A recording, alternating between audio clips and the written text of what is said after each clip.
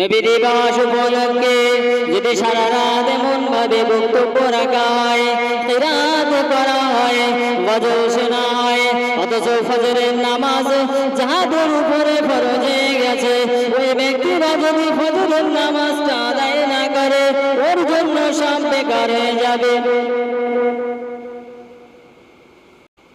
আমি কি বোঝাতে পারছি? সকালে উঠে যেন ঘুমির ঘরে শুনে যেন বলবেন না যে আব্দুল গফফার নবী দিবসের বিরোধিতা করছে। না, নবী দিবস এখানে তো অন্য কিছু হয়নি। মাসার ছাত্র ভাইরা আল্লাহর কোরআন তো আরে পড়লেও সব, শুনলেও সব, চোখে দেখলেও সব, আঙুল দিয়ে ইশারা করলেও শুধু নেগেটিভ ভর। নবীর সাথে কি করা হলো? নাত পড়া হলো, সেখানেও সব সবের কাজ করা হয়েছে। কিন্তু সকাল উঠে যদি ফজরের নামাজ বাবু না পড়াই তাহলে কাজ হবে? নবী উম্মতে মুহাম্মাদীদের জন্য, আমাদের জন্য ওদের মাঠে কত মার খেয়েছেন, তার দুটো শহীদ হয়ে গিয়েছিল। নবী পাকের শুধু তাই নয়, তায়েফবাসীরা মেরে রক্তাক্ত করে দিয়েছিলেন। নবী তাদের জন্য বাধ্য করেননি। তারপরেও আমরা সেই নবীর আদর্শে আদর্শিত হতে পারলাম না। কি কপাল আমাদের!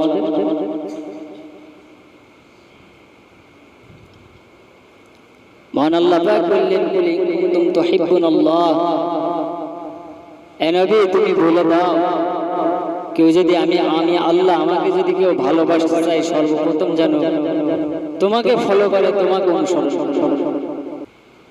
তো আল্লাহর নবী কি বললেন? আমাকে কেউ যদি, আল্লাহ পাক বললেন নবী তুমি বলে দাও, আমাকে কেউ যদি ভালোবাসতে চায় সে জানো তোমার আদর্শিত হয়, তোমাকে অনুসরণ করে। এবার একটু আস্তে করে কি বলবেন যে নবীর আদর্শে যারা আদর্শিত হবে না, নবীকে যারা অনুসরণ করবে না, তারা কি আল্লাহকে ভালোবাসতে পারলো বলে মনে হয়? ও সোনার চাঁদেরা, মানিকেরা, লালেরা, আমার উপরে কোনো অভিমান করবেন না, আমার উপরে রাগ করবেন না। এটা আল্লাহর কোরআন, আল্লাহ নিজে বলছে, আমি অ্যাডভার্টাইজ করছি। ও সোনার মানিকেরা, ওদের মাঠে ওই দিন যখন নবী পাকের চাচা হযরত আমির হামজা ইন্তেকাল করলেন, শহীদ হয়ে গেলেন, আল্লাহর নবী আমার দুটো হাত তুলে আল্লাহ পাকের কাছে দোয়া চাইলেন, ও রব্বুল আলামিন, আল্লাহ আমার চাচা আমির হামজা আজ ওদের মাঠে শহীদ হয়ে গিয়েছে, আমি নিজে জানাজা করলাম, কবরস্থ করলাম, আল্লাহ এই পর্যন্ত আমি আমার চাচা আমির হামজার উপরে রাজি আছি, আল্লাহ আমি আমার চাচা আমির হামজার উপরে রাজি আছি। ও রব্বুল আলামিন, আল্লাহ আমি নবী এখনো পর্যন্ত আমার চাচা আমির হামজার উপরে রাজি আছি, আল্লাহ তুমিও আমার চাচার উপরে রাজি হয়ে যাও।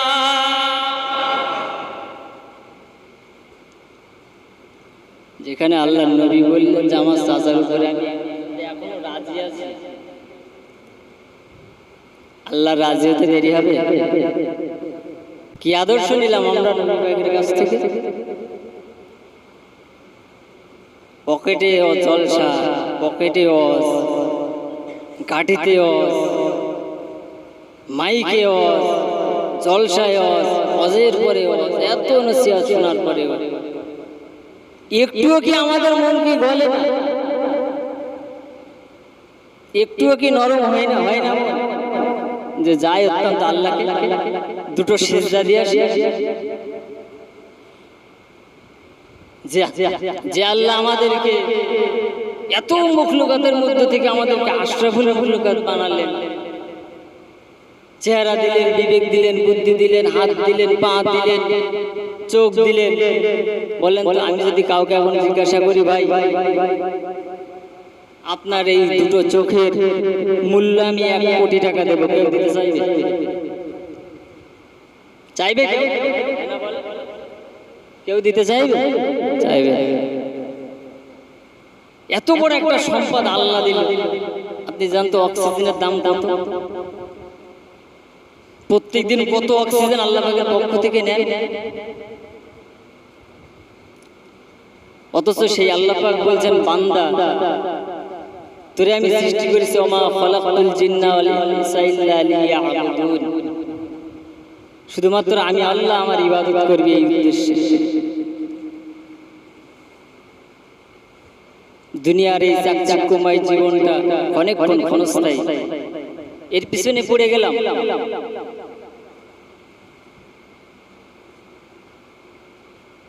আজকে পড়াটা আমাদের জন্য সাফল্য হতো যদি আমরা এখানে চিরস্থায়ী থাকতে পারতাম, বা যদি এমনটা হতো যে আমার হায়াত 1000 বছর লিপিবদ্ধ আছে, আমার হায়াত 1000 বছর, আমি 1000 বছর পরেই যাব, ততন্ত 900 বছর তো আমি চাকচিক্যময় জীবনটা আরামায়েশ করে নিতাম, বাকি 100 বছর আল্লাহ পাকের ইবাদত করতাম। কি গ্যারান্টি আছে আমার আপনার উপরে?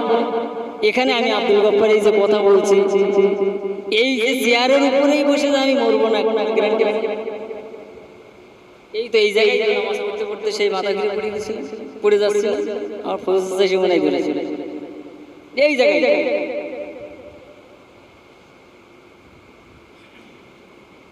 কতক্ষণ আল্লাহ চাইছে? আমাদের একসঙ্গে বেড়ানো বন্ধুদের ভিতরে প্রায় 6 থেকে 7 জন মানুষ চলে গেছে। কেউ আমার সবটাই আমার বয়সে ছোট। গ্যারান্টি তো কিছু কিসের পেছনে চলেছে? হ্যাঁ ছোটেন, অবশ্যই ছোটেন, ইসলামের জন্য সবই দরকার, পয়সাও টাকা পয়সাও দরকার, কিন্তু আমি একটা জিনিস সবসময় বলি যে একটা বাইকের কটা চাকা হয় বাবু? একটা সাইকেলে 2টো চাকা। দিন অর্থাৎ ধর্মটাকে আমরা সামনের চাকা মনে করি, আর পিছনের চাকাটা আমরা দুনিয়া মনে করি, তবে সফলতা হবে। কিন্তু আমরা উল্টোটা করে নিয়েছি যে ধর্মটা পিছনে থাক আর দুনিয়াটা সামনের দিকে রাখি, সবসময় দুনিয়ার পিছনে ফলো করে চলেছে। আগে আমরা আমরা মসজিদে উঠে কি বলি? বিসমিল্লাহি ওয়াফতাহি আবওয়াবা রহমাতিক, শর্ট দাও।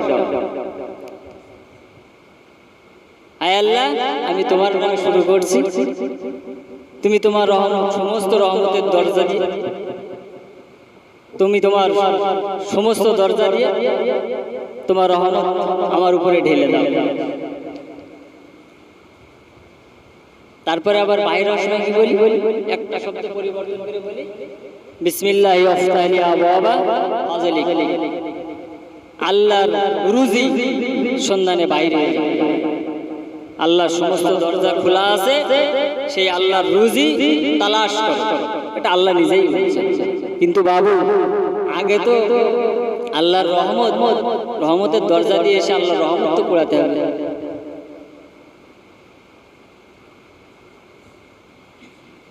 ফজরের টাইম হয়ে গেল, ঘুম থেকে উঠে উযু করে আল্লাহকে আগে রাজি খুশি করেন বাবু। 2 রাকাত সুন্নাত নামাজ, 2 রাকাত ফরজ নামাজ পড়ে আল্লাহ পাকের কাছে দোয়া চেয়ে ওঠেন, ও রব্বুল আলামিন, আল্লাহ হালাল রুজির সন্ধানে বাইর হলাম, আল্লাহ হালাল রুজি উপার্জন করার তৌফিক দান করুন। জোরে বলুন, আর একটু জোরে হবে না? নারে তাকবীর। ও সোনার মানিকেরা, নজন যুবকেরা, আল্লাহ পাকে মাহবুব বান্দা বান্দেগানেরা, অথচ আমরা ফজরের টাইমে উঠবো না, একটু দেরি করে উঠবো, এবার জলদি করে মাঠের দিকে চলে যাব। ও সোনার মানিকেরা, আমার নবী কি আমাকে আপনাকে কি এই আদর্শিত করার জন্য বলেছিলেন? নবীকে এই শিক্ষা দিয়ে গিয়েছিলেন।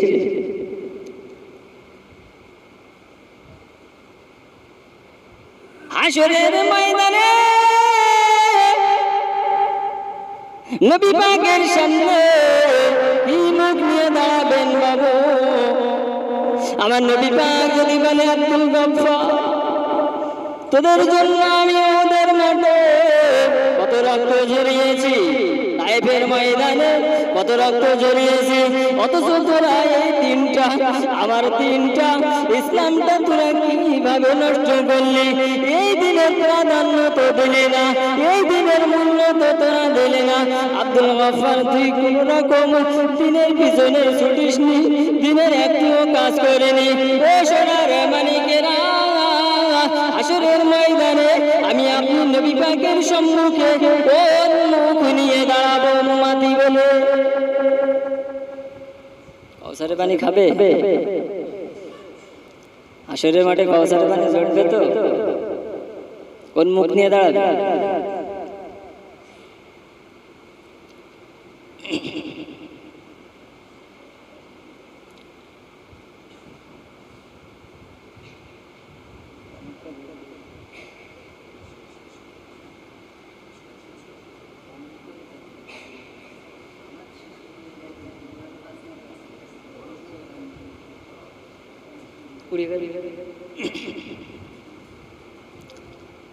হাশরের মাঠে যদি আল্লাহ নবী যদি বলে, আমার উম্মতেরা, এই দিনের জন্য আমি কি মেহনত, কি পরিশ্রম করেছি। নবী দিবস তো করেছিলেন, কিন্তু নবী দিবসের সাথে সাথে নবীর আদর্শ কি বাস্তবায়ন করেছিলেন? কি মুখ নিয়ে দাঁড়াবে বলে? শুধু বলবেন যে ও আল্লাহ নবী, আমরা বছরে একবার করে নবী দিবস করেছিলাম রবিউল আউয়াল মাসে, আর মিলাদ মাহফিল হলে আমরা যেতাম সেখানে ইয়া নবী সালামু আলাইকা পড়ে চলে আসতাম, পার হবে? এগুলো তো নফলি ইবাদত, ফরজ সুন্নাতগুলো তো সব বাদ পড়ে।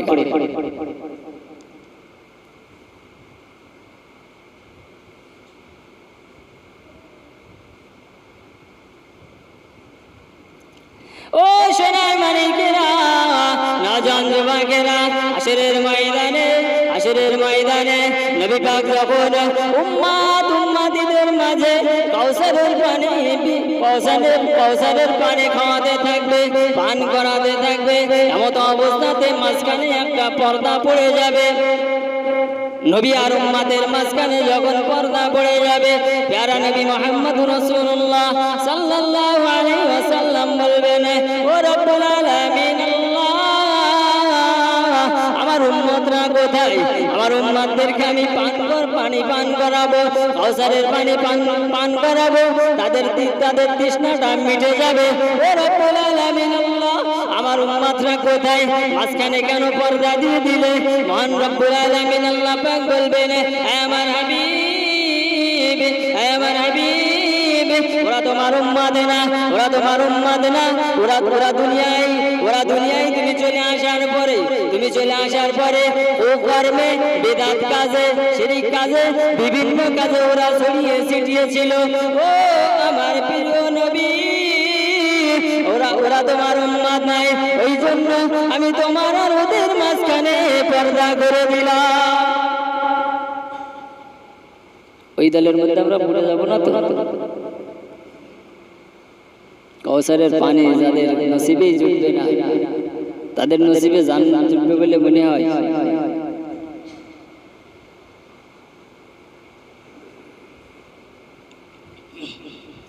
নবী পাকের আদর্শ আমাদের জীবনে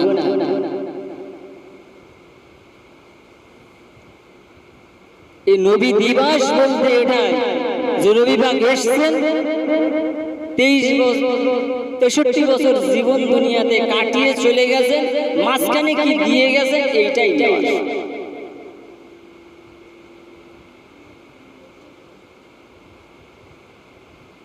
বুখারী শরীফের হাদিস মান সালিমাল মুসলিমুন মিন লিসানিহি ওয়া ইয়াদিহি প্যারা নবী মুহাম্মদ রাসূলুল্লাহ সাল্লাল্লাহু আলাইহি ওয়াসাল্লাম তার সোনার জবানে ঘোষণা দিলেন হে আমার উম্মত উম্মতি মনে রেখে দিও শুনে রেখে দিও একজন একজনের মুখের দ্বারাতে একজনের কথা দ্বারাতে একজনের হাত দ্বারাতে একজনের পা দ্বারাতে অন্য আর একজন যেন কষ্ট না পায় অন্য আর একজন যদি কষ্ট পেয়ে যায় ও আমার উম্মত উম্মতি মনে রেখে দিও জেনে রেখে দিও তুমি কখনো পরিপূর্ণ ঈমানদার হতে পারলে না। এই আদর্শগুলো আমাদের ভিতরে তৈরি করি যে আমার দ্বারাই জানে অন্য একজন কষ্ট না, আমার হাতের দ্বারা আমার জবান দ্বারা আমার চলাফেরা আমার ওঠা দ্বারা আমার বসা দ্বারা কোনো রকম যেন কষ্ট না পারি বাবু।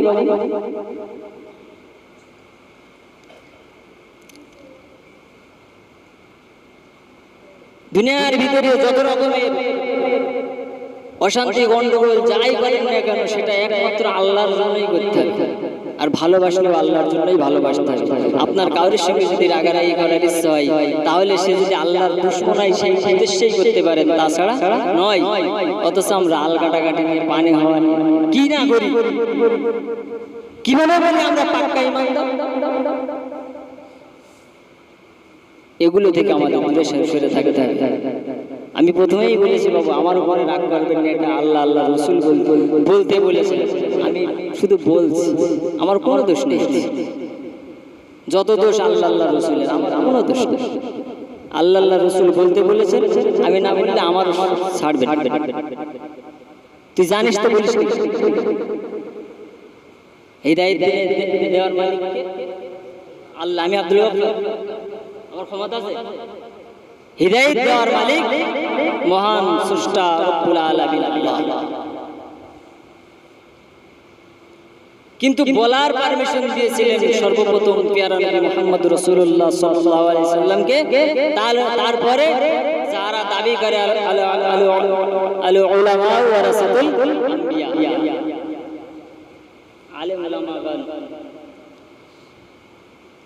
ইন্নামা ইয়াখশাল্লাহ মিন ইবাদিহিল উলামা, কারণ আলেম উলামারাই আল্লাহকে বেশি ভয় করে যদি সত্যিকারের আলেম উলামা হয়। এই জন্য বাবু আমরা নবী পাকের আদর্শটা আমাদের ভিতরে বাস্তবায়ন করে দেখি না কি হবে। অনেকে আমরা দাঁড়িয়ে রাখলে সমস্যা মনে করি, কিসের সমস্যা? কই তো ছোটবেলা থেকে দাঁড়িয়ে রেখেছি, কোথাও কি সমস্যা আছে? একটা জিনিস সবসময় মনে রাখবেন, ইজ্জত দেওয়ার মালিক আল্লাহ, ইজ্জত কেড়ে নেওয়ারও মালিক আল্লাহ। আমরা সকলে, আমি সকলকে অনুরোধ করবো, বিশেষ করে আমার গ্রামে আমার মহল্লাবাসীদেরকে বিশেষ করে অনুরোধ করবো এই জন্যই যে আমি চাইবো না যে আমার মহল্লাবাসী মানুষ